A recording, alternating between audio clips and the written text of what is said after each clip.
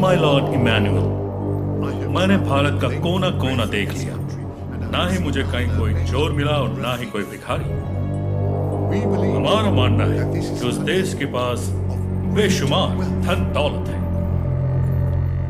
हम वो लोग हैं जो अपने आप को सबसे सभ्य मानते हैं, लेकिन सभ्यता की शुरुआत सही मायनों में भारत से ही हुई है। मुगलों ने कई सालों तक उन पर राज किया।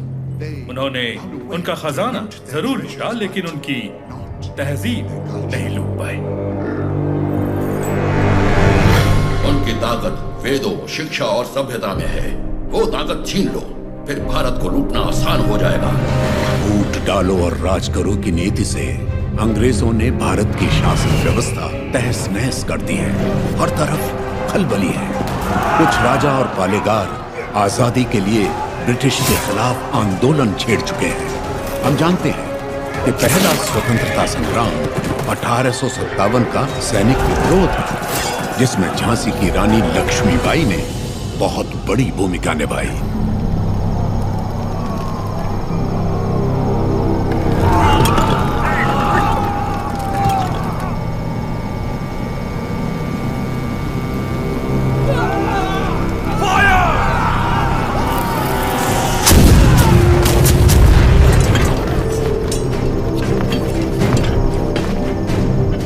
महारानी झांसी के नेतृत्व में स्वतंत्रता की ये लड़ाई शुरू हुए 3 महीने हो गए।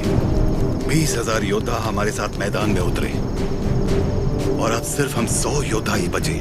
कल अगर हम रणभूमि में उतरे तो फिर हम 100 भी नहीं बचेंगे। ये स्वतंत्रता संग्राम हमने शुरू किया था और हम ही इसे खत्म करेंगे।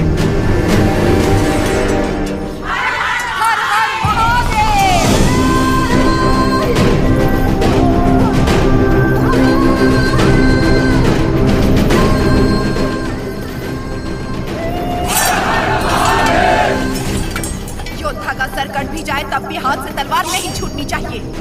युद्ध में प्राण देने वाला शिव के समान है सेनापति। इस लड़ाई को रोकने का हक आपको किसने दिया? इस महासंग्राम को ना तो मैंने शुरू किया और ना ही आप लोगों ने। आप लोग लड़ने से डर रहे हैं क्योंकि सिर्फ 100 बचे हैं। इस युद्ध का पहला बिगुल 10 साल पहले फूटने वाला था एक अकेला वीर।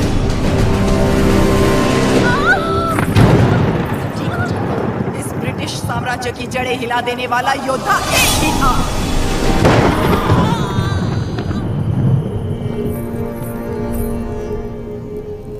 बेटा हुआ है, लेकिन मरा हुआ। उसका जन्म ही एक महायुद्ध था और उस युद्ध में वो मृत्यु को मार के विजयी हुआ।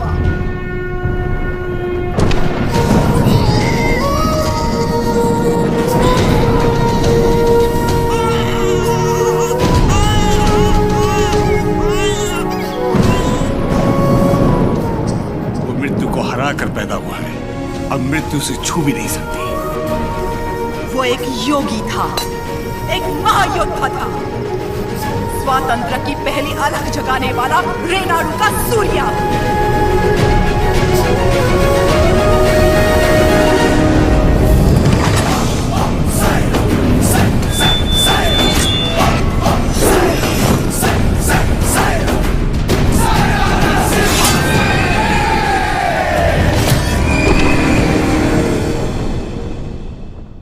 नोसम के पालेगार जयरामी रेड्डी ने अपनी दोनों बेटियां उయ్యాలవాడ के पालेगार मल्ला रेड्डी से ब्याही थी।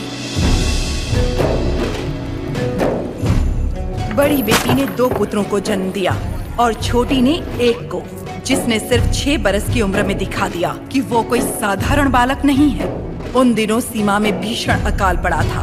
वर्षा के लिए यज्ञ करना था।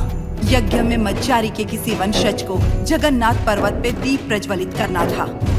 इस विधान के लिए नरसिम्हा रेड्डी को चुना गया। हर कार्तिक पूर्णिमा को नरसिम्हा रेड्डी के हाथों दीप प्रज्वलन किया जाता।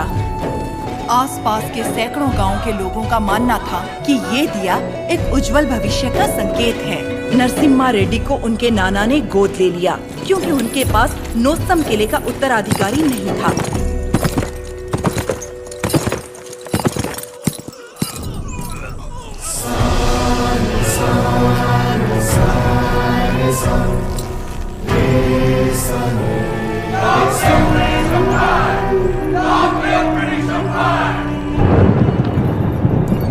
नाना, बोलो।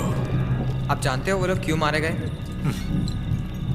ये ब्रिटिश राज है बेटा।